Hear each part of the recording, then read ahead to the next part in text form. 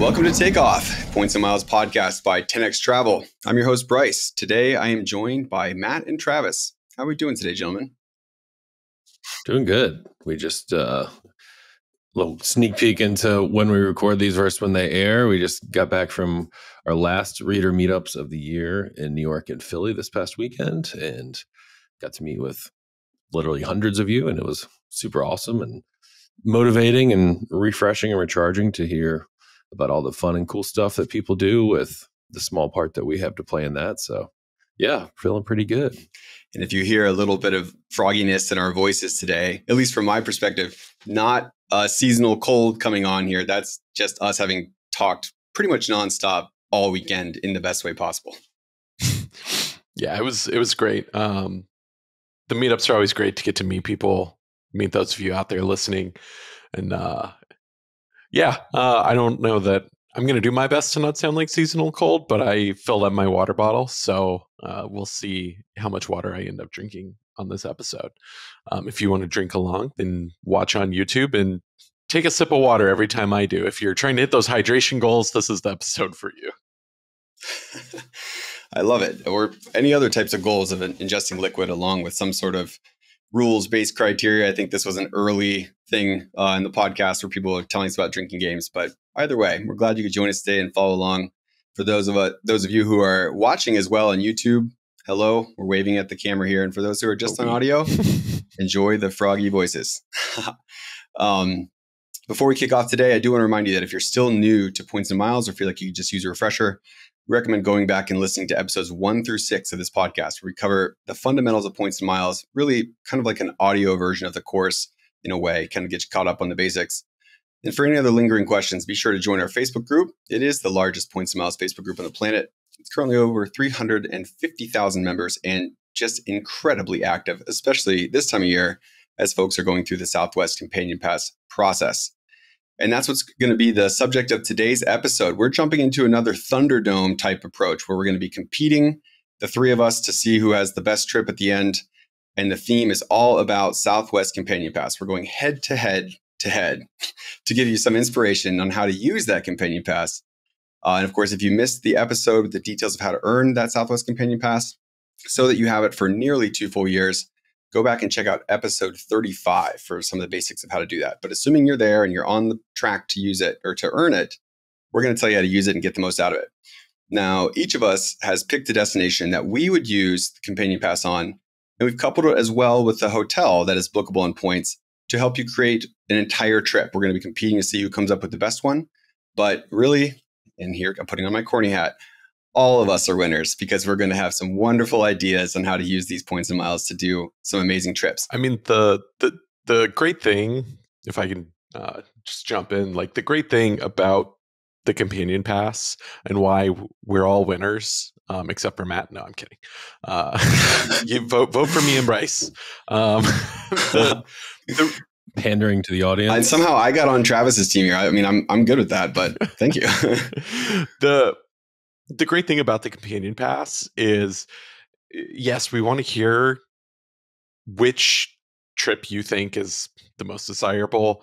The great thing is that it's something that's good for nearly 2 years if you time it right. So literally all 3 of these trips are possibilities that you could book. The points required are not super high. In fact, I think with the points you earn from the Companion Pass, all 3 trips would be doable. You might have to earn a little bit more to squeeze in the hotels. But that's the great thing, is because of the time that it lasts, you have time to earn points. So even if you're struggling with whoever's third place because you're like, well, that's such a great trip that I'd love to take, all 3 are totally possible, totally doable. If once you earn the Companion Pass, you should still vote for mine, but take all 3.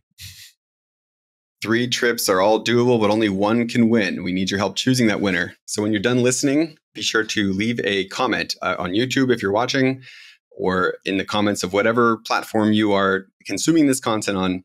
Let us know who won, why you think you won, and feel free to share some of your own ideas for trips you can put together as well. And again, if you think you can do better, please tell us. We'd love to have that content in the Facebook group. Maybe we could put together, with how many people are in there now, 135,000 different ways to earn the 135,000 points in Companion Pass that you earn. That could be fun. And for more inspiration, we also have a post on amazing places you can visit with the Southwest Companion Pass on our site. We will link that in the show notes below. So getting into the main episode content, some additional context, kind of things to know that we want to share before diving into our specific trips. Let's talk about booking on Southwest with award flights. First thing to know, consider the Southwest fare categories when booking. Southwest is a little bit different than most other airlines in that they have four fare categories now, I believe, and it's not quite as like uniform as you find with other airlines because Southwest doesn't have like a conventional business or first class product, but they do have 4 different fare types. All of them include 2 checked bags for free, no fee changes, and a refundable ticket. But the other benefits do differ from fare to fare. So we'll start from the bottom, you could say, the cheapest one. It's called Want to Get Away. This is kind of their famous fare class. This is the least expensive fare. The ticket cost is not fully refundable, but you do get credit back to reuse it on a future booking within 12 months. Or if you are booking with award points, that is fully refundable. Your points are back. We often like to say that Southwest award reservations are about as binding as a dinner reservation. It's just very simple to get out of, no harm, no foul. And that makes it very easy to just book the things that you think you might want to take, even if there's not a certainty that you're going to be there. If you're paying with cash instead of points, you'll earn 6 times Rapid Reward points for every $1 that you spend on that Want to Get Away fare. Next up, Want to Get Away Plus, slightly above. This is second from the bottom. It offers 8x earning rate and all the benefits that I just mentioned in Want to Get Away, in addition to same-day confirmed changes on flights. So if your plans change, you want to just make a quick edit, that's easy to do.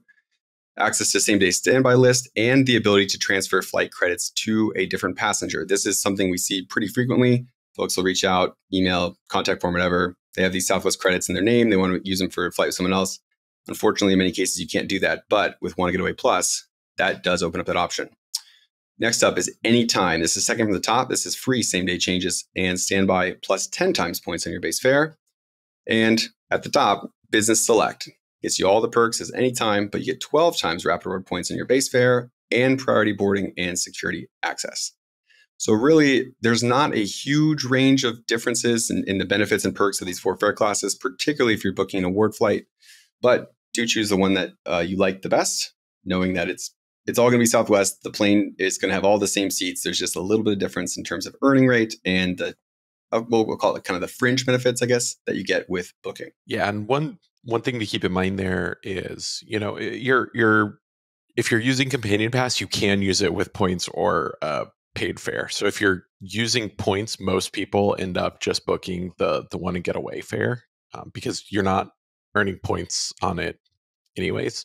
And even there's no reason to book anything but that, pretty much. And even though the cost isn't fully refundable, those taxes and fees just get issued as a credit that you can use later.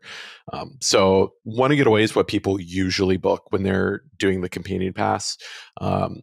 If you think you're going to be a little sneaky on the Business Select, which gets you A1 through A15 boarding group, guess what?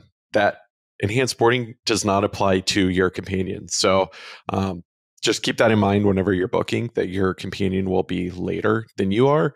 I think most people, myself included, just when they have the Companion Pass, just book Want to Get Away. It's just kind of the easiest. You're saving points by booking that option. The other benefits generally don't really outweigh the extra costs with the Companion Pass. Agreed. And you also want to try to book during one of Southwest's many sales to save even more on your trip. I don't know about y'all, but it feels like Southwest is throwing out sales like as frequently as like $19.99 JCPenney during the holiday season. It's just every time I open my email inbox, there's some sort of save 10, 20% on flights. It makes it very easy to jump on that. And in particular, it's great with Southwest because of how easy it is to kind of cancel and rebook. When you get these sales, if you have an existing reservation, it's just an easy opportunity to hop in and save some points on flights that you have already booked. So keep an eye out for those at all times. Now, with Southwest, I feel like the elephant in the room when booking it is what I often call Southwest seat anxiety. You have folks who are not super familiar with the Southwest policies. They hear that there's not assigned seats, and it kind of feels like you're back in high school again, trying to find a seat in the lunchroom, not knowing like which one's going to be yours. And there's some anxiety there. We talked about how you can book Business Select and get A1 through 15 boarding. So great if that's what you want. But if you're really just trying to solve the seat anxiety problem, you have other options as well. You can actually pay for early bird check-in, which will automatically check you into the Southwest flight, gets you a better boarding position versus playing like the speed game of who can click check-in fastest 24 hours prior. That cost will vary. It's between like $15 and $99 each way per customer. In my experience, it's usually like around $20 to $30 per person. Well worth it. If that can kind of solve that issue for you, and maybe that's the reason why you're not flying Southwest, this is a solution that's probably cheaper than paying for a business select ticket. And hey, you don't have to set an alarm and make sure to have the app open and know your password. You're going to be right there. And of course, with Southwest, you're not going to be flying on a lie flat seat, but extra legroom could be worth the splurge on longer flights when it is available. But overall, the in-air product is not going to be the most comfortable one that you fly, but it's going to get you there. And Companion Pass makes it all that much more appealing. Yeah, and one thing to keep in mind too, if you suffer from that seat anxiety, is that some of the cards that you might have opened on your path to earning the Companion Pass can have some benefits that you can use. So be sure to take a look at your card's benefits to see if there's any out there that will help you get some earlier boarding to help eliminate that seat anxiety. Or if you just want to spend an inordinate amount of money to eliminate seat anxiety, may I recommend having children? Because you can do family boarding, which happens right after the A group. This is me, and I'm talking about here. I've kind of gotten out of that situation by having kids. It costs a little bit more than $15 to $99 each way, but we just roll in and board right after the A group, even if we checked in 5 minutes prior. Someone do the math on what the average cost is to raise a child and how many Southwest flights you need to take with them to make up for it. and then like the cost of therapy for having to fly on Southwest and economy with kids that many times. And yeah, I'm going to guess that the math doesn't math, but the math don't math. The math don't math. But the math is about to math as we kind of dive into some of our specific trips. We each outlined one that we do with the Companion Pass, including hotels, to make this nice and easy for you. I am going to give myself and my voice a break here, and I'm going to let Matt go first. Tell us. I'm going to let Travis go first. Debate strategy here. Oh, okay. Ooh, Travis, you want to kick us off? Yeah, I'll apply my chapstick. I'll gladly go first. You know why? Let's put number one. Already putting me in the first place spot. Y'all heard it here. Matt already seated that I'm first place. So I'll just go, and like the other two will take 30 seconds to say theirs because they'll already know. So my my trip might not sound the most exciting out of the three, but it's definitely the most accessible. It's a trip that you can take for anywhere from even a standard weekend, long weekend to a full week, and have plenty of things to do. That's Washington, D.C., our nation's capital. It's really just a great city to go to if you haven't been. A lot of times when we're talking about trips, it's easy to see, maybe some nice beaches, some jungle, some more faraway, remote places. But DC's really accessible. First of all, it's Baltimore Airport is close by, and that's one of Southwest's hubs in the U.S. So no matter where you're originating, your flight path there is probably going to be relatively easy, especially if you're on the East Coast or Central U.S. If you're on the West Coast, you might have a connection along the way. But for a lot of people, it's going to be pretty easy to get to with a number of nonstop flight options there. That ease is going to make it easier to find your redemption and just put it all together, especially if you're new. We've talked about getting that first redemption out of the way on a number of episodes. DC is a great place to do it. DC has tons of activities, and a ton of activities that are even free and worth doing. There's I don't know how many Smithsonian museums there are there. I know my first time I went, I was like, let's go to the Smithsonian. And someone said, which one? And that was when I realized that there's more than one. And the one we went to easily filled a whole afternoon. I'm also a sign reader in museums, so I could easily spend... Yeah, watch out. Yeah, 1 week. You need like a month. Yeah. Yep. but you've got a ton of museums that are going to appeal to a lot of different interests, whether it's natural history or other Smithsonian museums. You've got the National Air and Space Museum, just a ton of sites to see as well, like the Lincoln Memorial, the Capitol Building, the Supreme Court Building. DC is one of those really sneaky cities where it's really easy to be a tourist and you don't feel like you're out of place doing the touristy stuff.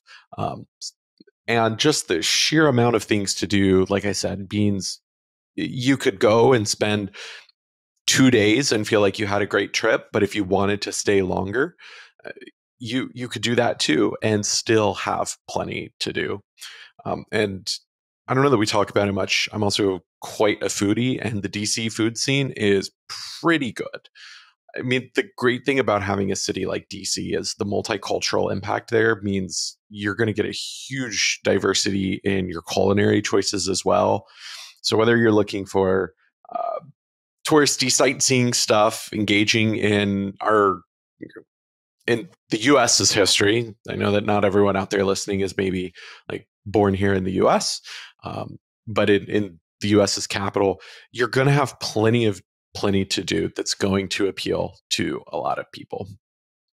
Where you can stay there's a number of hotels, but I really targeted in on the Thompson in Washington, D.C.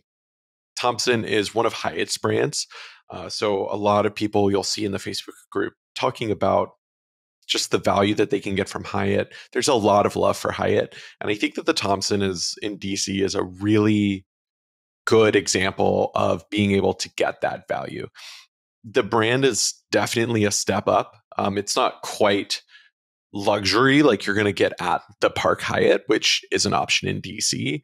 But it's, I guess, maybe a little bit more posh is maybe a good word to use to describe it. It's a fairly young brand, so most of the hotels are fairly new or feel more modern, but with a little bit more amenities than what you're going to find at somewhere like a Hyatt Place or a Hyatt House. So, but the reason why I really like the Thompson in DC is because it lets you get a nicer hotel experience without breaking the bank. The Thompson DC, at least right now at our time of recording, is just a category 4. That means that standard rooms can be had for 12,000 points per night during off-peak, 15,000 points per night standard, and 18,000 points on peak nights. That means, a long weekend could cost you as little as 24,000, 36,000 points. It could cost you a little bit more. I think that math works out to 48,000 points for 3 nights. I'm not math, but I'm doing my best here. 54. Thank you. Yeah, so it's not going to break the bank. It's going to be really accessible. You're not going to have to build a large cache of points to get to experience a nicer hotel in DC. It's also in a good area. It's in the Navy Yard area. And if you're a sports person and wanting to enjoy some sports in DC, it's just steps away from both the baseball and soccer stadiums. It's Go sports ball. Yeah, sports ball, go. I mean, the football team there is doing pretty good this year. So might be worth, if you're what are they, the Nationals now? Commanders. Thank you. If you're Nationals baseball. Well, we all know that the only baseball team worth being a fan of are the Houston Astros. But if you're a Commanders fan, you're close by for that as well. So just more things you can do on top of museums and touristy sightseeing stuff. One nice thing is that the standard rooms there offer both river and ballpark views. You have some city and neighborhood views as well, but that wide range of views on the standard rooms means that, you might be able to look out your window in the morning and in the evening and see something nice. And there's also just an excellent rooftop bar. It's not the nicest hotel in DC. It's not going to be the most luxurious, but it's definitely not on the lower end. It's going to feel like a nicer experience. It's well located. And you've heard me say it here before. When you're going on a trip to a city, spending the extra points for a city hotel, in my factual opinion, just generally isn't worth it because you're there to go out and about. So the Thompson is a way to help balance those two to get something a little bit more luxurious than what you might otherwise get, but not so much where you feel like you're really missing out if you're from staying somewhere else. Let's talk about getting to DC for your wonderful stay at the Thompson in the heart of our nation's capital. I mentioned already that Southwest flies to Baltimore as a hub. They do also fly to both Dulles and Reagan airports. So whether you want to be landing a little bit closer to the city or you don't mind a little bit farther trek from Baltimore, you've got tons and tons of options. And don't forget about the Smithsonian Air and Space Museum that is out at Dulles if you do fly into Dulles. There's your nugget. Oh. But also, are we saying that Dulles is closer to the city? Because every time I have to go from Dulles to DC, I ask myself, like, is this even a DC airport? Like, we are way out here. No, you're basically in Charlottesville. Yeah. Closer than Baltimore, isn't it? Maybe, but Baltimore's got such an easy train. It's like, what, 35 minutes? Well, Dulles has a train now. You can take a train all the way out is it? Okay. To Dulles, yeah. As of earlier this year, I think, maybe late last year, but that is an option now. See, cost savings. You don't even need a car to get around. You don't need to worry about Uber. You've got at least 2 airports. I don't know if anyone knows about a train from Reagan or not. There is a route you can take to go from Dulles to Reagan. I don't believe it's on a single train. I think you have to like hop off and switch, but it is possible to go via public transportation. Yeah. I mean, DC's public transit is probably some of the best in the nation. So if you're wanting to get around without having to rent a car or spend money on Ubers and Lyft, that makes it even better. In terms of pricing, I looked from my home airport of Houston, Hobby, which is also a Southwest hub, which means lots of nonstop options for me. I looked in the fall because fall is really a great time to visit DC. DC gets kind of warm and humid in the summer, probably the general time of year when people don't necessarily want to be visiting. So going in fall, which is just a great time, I found some flights in November of this year for 5,937 points each way. So you're looking at 11,874 points plus $11.20 in taxes and fees for your ticket, your companion, $11.20 in taxes and fees for a grand total of, we'll round it up, 12,000 points plus $22.40 with your companion pass to fly round trip. And don't overlook cherry blossom season in DC if you don't want to go all the way to Japan. And that's usually like April-ish, give or take, depending on when they're going to bloom forever the year. Yeah, March or April is typically when you can expect them. Flights might be a little bit more expensive that time of year. I mean, cherry blossom season in DC is going to be peak, just like it's peak travel times to Japan. But it's just another great thing about the city is that you can get that without having to fly across the ocean. Sure, it's not quite the same as what you would get in Japan, but I believe that the cherry trees in DC were actually like a gift from Japan. I might be. Ooh, there's a nugget. Boom, we're a history podcast now. I might be wrong. While you're doing that, I think I'd like to point out that in the process of earning, 1912, a gift of friendship. Boom. Mm-hmm. And if you earn 135,000 points to earn the Southwest Companion Pass, and at the price that Travis just mentioned, about 12,000 round trip, you could do that, 11 times just with the points that you've earned as a process of getting Companion Pass. Like that's insane. Or you could bring, a bunch more people. Family. Yeah. And then your neighbors and your friends and like, wow, can't beat that. I know that's why I picked DC. It's easy to redeem your points for, given the number of flights there. Most people are not going to have a crazy routing because there's 3 airports there that Southwest flies to, one of which is really considered a general Southwest hub. You don't have to go for a long time to feel like you're getting the real DC experience. You can go, like I said, for a long weekend or a week, and no matter how long you go, I mean, I don't know, maybe a month you could finally do everything, or I'd at least be done reading the signs. but you can go for a short or a medium term trip to get that, especially if it's your first redemption, get it out of the way, really see the value, and also just be able to stay at a hotel like the Thompson where you're going to have a slightly nicer experience, but without breaking the points bank. I mean, a long weekend, I'll commit to a long weekend trip, 12,000 Southwest points, $22.40 for 2 people in your flights, and what do we say, 36 to 54,000 points for the hotel. I mean,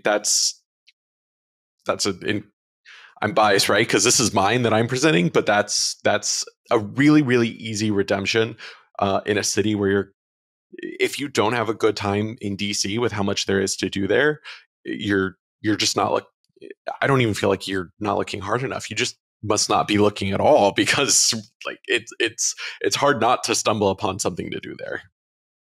It's also surely like if budget, like cheapest trip possible is the goal, DC is one of those cities that just has an endless amount of award hotel choices, because like every brand has pretty much every level of their properties there, and you could probably find hotels for less than half that cost if you were just totally scrimping. But yeah, and activities to do with so many of the government buildings, museums, all that kind of stuff many of them are either free or very approachable in terms of what stuff costs too. So from an activities perspective, your dollar goes a long way. Now, careful. That's something a lot of people can't say. I would say careful, Matt. You're kind of like, we're giving credo to this idea.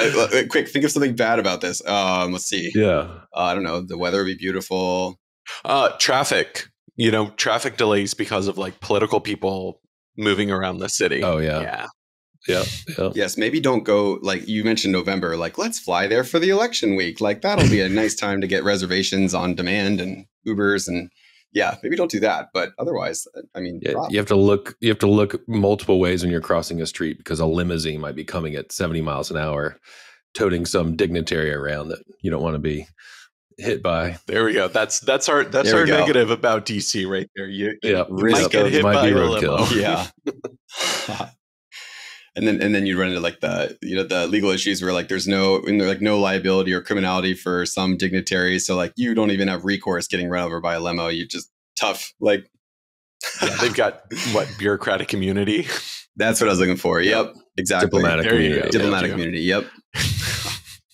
So there we go. So positives, basically everything. Negatives, potential risk of diplomatic immunity in a pedestrian accident. So, I mean, yeah, that seems like a pretty good choice. Nice work, Travis. Almost as nice as mine. And we'll see Matt's here in just a moment. But that's DC using Southwest Companion Pass and some pretty easy other points. Matt, do you want to go next, or would you prefer that I Sure. go? All right. Sure. Well, after you've run around crazy in DC based on Travis's itinerary for you, I don't know if you noticed, but he mentioned multiple times just how many things to do, and you have to do this and that, and you're not going to run out of things to do. You're going to be pretty exhausted. And so the best thing you can do is get yourself to Baltimore from DC, either train, rent a car, whatever, hop on a Southwest flight, end up in Costa Rica, and find yourself at the Ondas Papagayo. You're going to need multiple days to relax and recover from your vacation in DC of Travis's. And so now you can come for the real vacation. Ondas Papagayo is a Hyatt property located on on a peninsula, like on the coast of Costa Rica. It's on a nice serene bay. This hotel is built sort of into the hillside, in and amongst the trees. I presume it's jungle-ish, but I haven't been. We'll have to ask Emily because she has an upcoming trip there. So maybe Emily in the future can weigh in on this and let us know. But it looks just absolutely beautiful, built on the hillside, down there in Costa Rica. So you're going to have a fantastic spot and time here at this Category 7 Hyatt property. You are going to be splurging and living a little bit in luxury here, but off peak, 25K Hyatt points per night, 30K for standard, and 35K per peak. And of course, Hyatt points can be transferred in, so they can be earned pretty easily in quick volume. So you could easily find yourself here for 7 or 8 nights and really be able to recover from your quick weekend in DC. So this is a 1,400 acre resort, 3 beaches. They just built a new beach club there, which from the photos looks fantastic. One amenity I'm excited about that actually seems to be pretty hard to find in the Caribbean or greater Caribbean area, Central America, et cetera, but also just points travel in general is a golf course associated with a hotel or resort. I know. So I'm pretty excited about that. And this one, the one here is actually ranked in the top 100 courses in the world by Golf Digest, top 100 courses outside of the US by Golf Digest. So a pretty strong category there. And of course, spa, kids clubs, bunch of restaurants to eat off on site, etc. Stunning views of both the jungle and the water. And looking at the map of where the hotel is, and sort of putting this up against where Travis's roads, where he was talking about how much traffic is going to be in DC. And honestly, no spoilers alert, but Bryce is you're going to be trying to dodge getting hit by cars, when crosswalks in your upcoming selection. Yeah, no, spoiler alert. I'm reminded of Back to the Future and the direct quote of roads where we're going. We don't need roads. This is literally the Ondas Papagayo. There's literally one road in, a couple small like dirt / side roads as you're kind of going up and down the mountain. There's no traffic here. You're going to be serene, peaceful, lush trees, just properly relaxing from your hectic weekend. You better hope one of those trees doesn't fall on that one way in, one way out road and block you. Why? Then you'd have to stay longer and you could continue in this tropical oasis in paradise. Why do you need to come home? It's just, you could easily earn one more bonus to replenish those Hyatt points in your account. Not a problem. It's perfect. But what if that tree was a gift from Japan and it has diplomatic immunity? And then what are you going to do? Double trouble. Hey. I got nothing. We might cut that. We'll see. Geez. Is there a train you can take to get there? Nope, no need for a train. The one road in, one road out. It'll just be a beautiful drive getting out there from Liberia or San Jose, depending. You have a couple different options to get there from some Southwest hubs in the U.S. As I mentioned, Baltimore. You can also go there from Denver, Houston. There may be other ones, of course, you can easily connect depending on where you are in the U.S. I would be flying up if I wasn't going to take this weekend in D.C. from that Travis planned for me and then look to one up that and fly out of Baltimore. I would just quickly, for me, hop out of Charlotte, first segment up to Baltimore and then continue on to Costa Rica. Looking at prices just in November, December, super affordable in terms of Southwest points prices, making it a great use of the companion pass. Can find prices as low as about 20,000 rapid rewards points per person is kind of the average on the low end. But then, of course, random peak dates scattered throughout. You can see them as high as 75K. So you need to be a little bit selective, but you've got plenty of choices. And of course, that was just for the next month, which is maybe a little bit last minute, but scattered throughout the calendar. It's kind of all over the place. So, and then you're looking at, so roughly call it 35, maybe 40,000 rapid rewards points round trip for one, plus the companion pass, and then about $90 per person in taxes and fees. Of course, you pick that up on the return flight since you are leaving the country. It'll be the $5.60 going down and about $85 coming back. So, but yeah, I mean, you could literally spend 5, 6, 7, 8, however many days you want. Really, the only driver there is going to be how many Hyatt points you want to spend to truly relax and not have to even use crosswalks, not to mention dodging traffic. I mean, your only traffic decisions are which beach do I want to go to and which restaurant for lunch or which pool do I want to spend the afternoon? Really, really tough and stressful stuff. So that's, you're gonna live it up here at the Ondas Papagayo, and I'm pretty sure I need to book a trip here next year. Actually. Yeah, you're selling me on this. Plus, and again, looking at these prices, 36,000 give or take round trips, Southwest points, you could easily do both of these twice just with the points you earn from companion pass. You could bring your companion on both of them. If you're sitting there looking at, hey, do I want to earn a Southwest companion pass? I'm kind of on the fence. This makes it very tangible. That's 2 trips to DC, 2 trips to Costa Rica, all covered on points and companion pass. And then, easy to top off from there. You think about that, right? Since you're apparently going from DC to Costa Rica to relax. My trip, the DC trip, actually just got cheaper because now you don't need the return flight from DC. Matt's eating that cost. So could just bundle these, Bingo. DC, Costa bundle, Rica. Baby. Back to Houston. Yep, exactly. Amazing. Matt, anything else on Costa Rica? No, that's pretty much it. Straight to the point. Yeah, Short and sweetish. I think I don't need to lay out a very strong argument here. Maybe we'll even drop in some photos for those select few that are watching on YouTube here now, so you can really see what we got going on here. The only thing that people do need to be considerate about with this one is Matt mentioned there's 2 airports you can fly into in Costa Rica. San Jose, much farther away than the Liberia airport. If San Jose is more in the central area of the country, whereas Liberia is more west. I always have to think, like, I can't just know which way west is. I have to run through north, south, east, west in my mind. Liberia is more west, so it is closer there. I'm not quite sure how far it is. 35 minutes, give or take. Yeah. So if only there was a train, but rent a car or arrange transit and just hope that tree doesn't fall on your route. But yeah, most people going here, unless you're trying to do other stuff in Costa Rica as well, you're going to want to look to fly into Liberia rather than San Jose.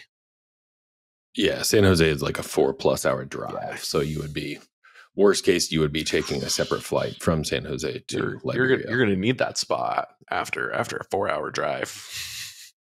Well, that's why we're warning the people here first. Yeah. So that nobody's going to do it because we let them know. Yes. Costa Rica is also one of those destinations that most people don't immediately think of when they think Southwest and like earning the companion pass. But there's a perfect example that's, not a super close trip, certainly not a domestic trip, but you can get there with Southwest and the flights are not, or the prices for those flights are not outrageous. Other than Mexico, is Costa Rica the only other Central American country that Southwest flies to? They fly to Belize. Yep. Belize, they might of fly. course. I don't know if they fly to Nicaragua or not. Yeah, Mexico, Belize, and Costa Rica. So, very good. Yeah. Thank you for that overview, Matt and Travis, for going first. Gentlemen, you may take a seat. The winner has entered the arena. I'm going to tell you how I'm going to use Southwest points to go to Honolulu, Hawaii, and do it with the hotel, do it for a pretty good price, and do it from Ohio. I feel like I picked one of the harder destinations to do with Southwest points, at least actually arguably the most expensive place that I could fly with Southwest points, Hawaii. But I chose it anyway because Bryce likes a challenge, and that challenge is going to help me win today's Thunderdome. Why I'm picking Hawaii, when I was answering this question, I felt like, it's obvious. I'm going to go into why, but for most people, you don't even have to ask yourself this question because it is Hawaii. Hawaii has something for everyone. If you are looking to go on like a romantic couples getaway, Hawaii is fantastic. If you're looking to go on a family vacation, Hawaii is fantastic. Whether you have kids or don't, whether you are younger or older, you want an active trip, you want a trip where you just sit on the beach and do nothing, all of that can be done in Hawaii, just making it a wonderful destination to visit for just about anyone. Hit the beach, book a snorkeling excursion, you can learn to surf, can hike up on Diamond Head, Volcanic Crater, or just rent a car and kind of just explore the island. Tons of great food to kind of take in.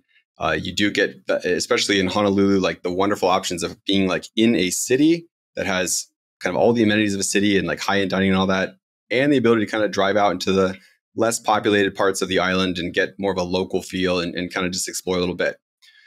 It is relatively affordable on Southwest, points-wise, even from Ohio, but particularly from the West Coast. Now, I'm kind of throwing a little bit of a curveball to this in that I chose Hawaii. I'm flying from Ohio. The prices are going to be considerably more expensive than the 2 trips we just heard about.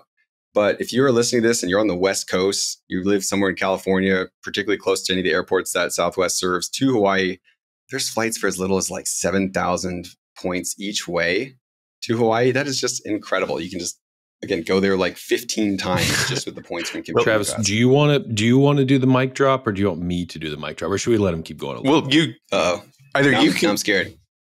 Take it away, Matt. From Columbus, the shortest flight length duration, total travel time over the next 30 days is 12 hours and 45 minutes to get to Hawaii, with the average being 14 to 15.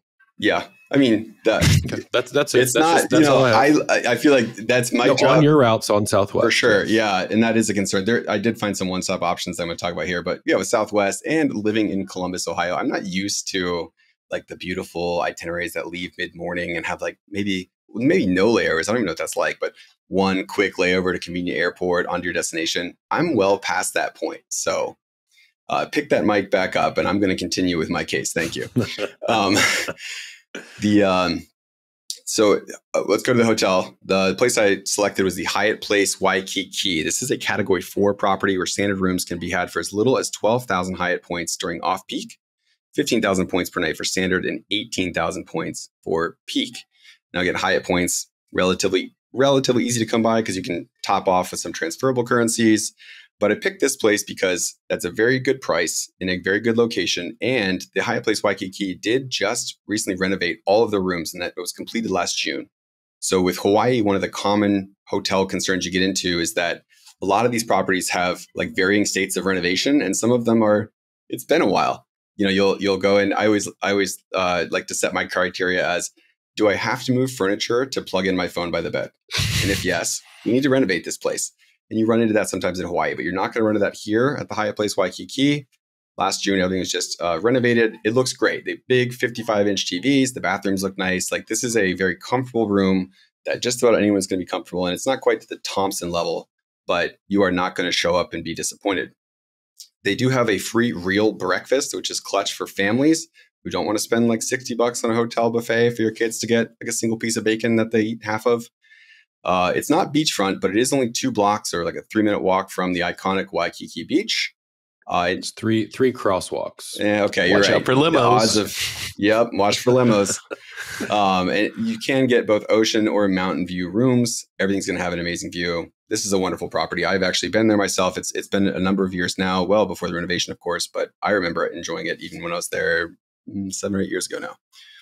Let's talk about flying there. Now, Hawaii and Southwest used to be kind of a problem, particularly for those of us who are coming from the eastern side of our country, where you tended to have to book multiple reservations on Southwest, like one to get to an airport on the West Coast that flies to Hawaii with Southwest, and then a second to actually get to Hawaii. But recently they made a change. You can actually book it all in one single itinerary now.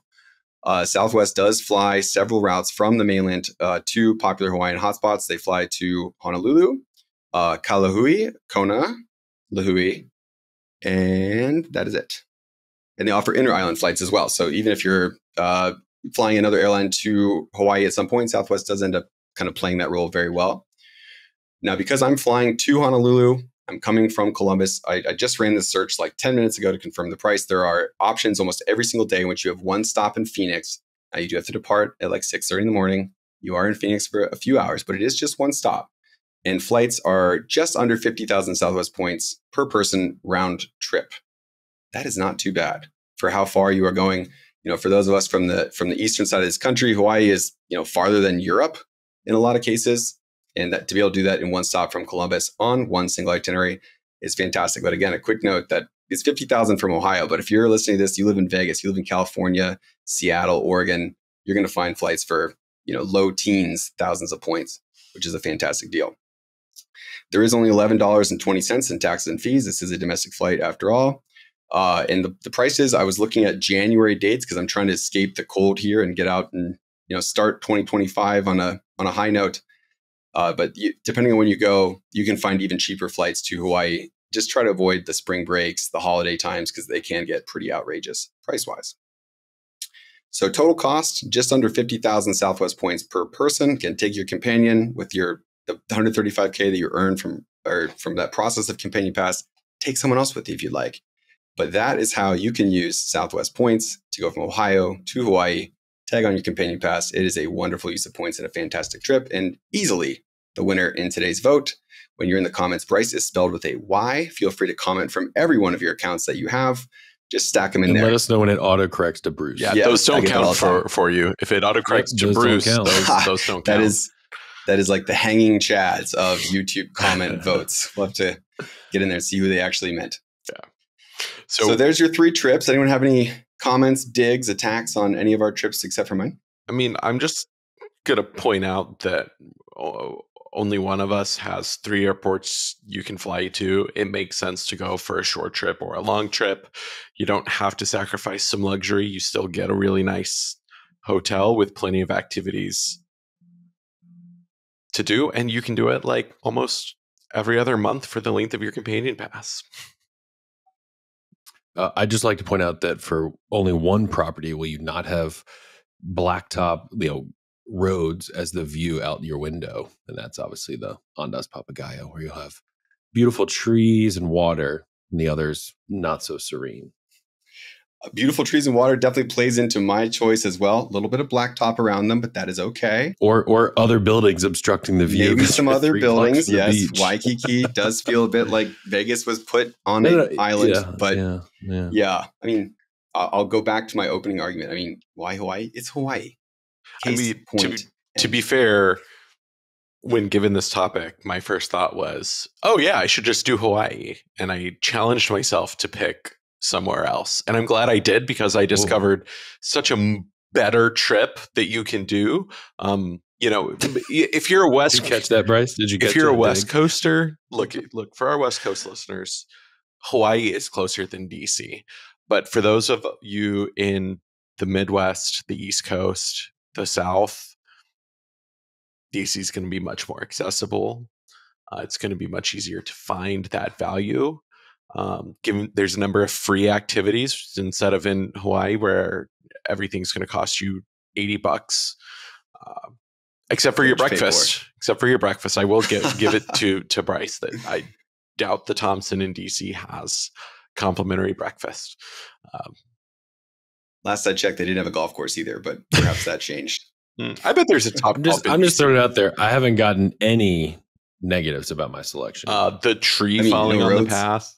Look, that's a hypothetical. Yours are reality. The negative about yours is the hotel does cost a lot more points. You will have to have that trade-off of spending more points to go there, and the distance for just about everyone in the US, if you don't live in a Southwest hub, does mean you need to, like most people, to find the value are going to have to go for a longer period of time. Oh, I'm looking because I think Hawaii is going to be further. I'm almost positive. It might be, but Hawaii doesn't have $90 in taxes and fees on top of each ticket. So would you pay $90 in taxes and fees for half of the travel time? Absolutely not. Economy? That is outrageous and ridiculous. No? Okay. And anyone who pays that should be sad. You know where you don't have to pay $90 in taxes and fees for all of your complimentary activities that you can do in DC. This is where we want to dive into what tiny fraction of your tax bill actually goes to that, and it's not free, but yeah. We're 7 hours from Columbus to Liberia, Costa Rica. And how far is it? Versus 12 hours as the shortest possible one for Columbus to Hawaii. And an hour and 20 minutes from Columbus to DC. So you literally could fly in, we're talking weekend trip, Saturday morning, have all day Saturday, Sunday, fly out in the evening, only need and still get because you'd fly to Costa Rica because you would just use DC as the trip before the real trip. You're just repositioning. It's a positioning trip, but you're just kind of there, but you're not really enjoying it. But you're taking advantage of the nice hotel before you go on your real trip. You know what? You know what, voters? I'm going to team up with Matt. So do you want to vote up for me and Matt? Do the quick weekend trip to DC and then fly down to Costa Rica, right? Where you get two destinations in one trip. Or do you want to spend, I don't know, basically a week just flying to Hawaii? I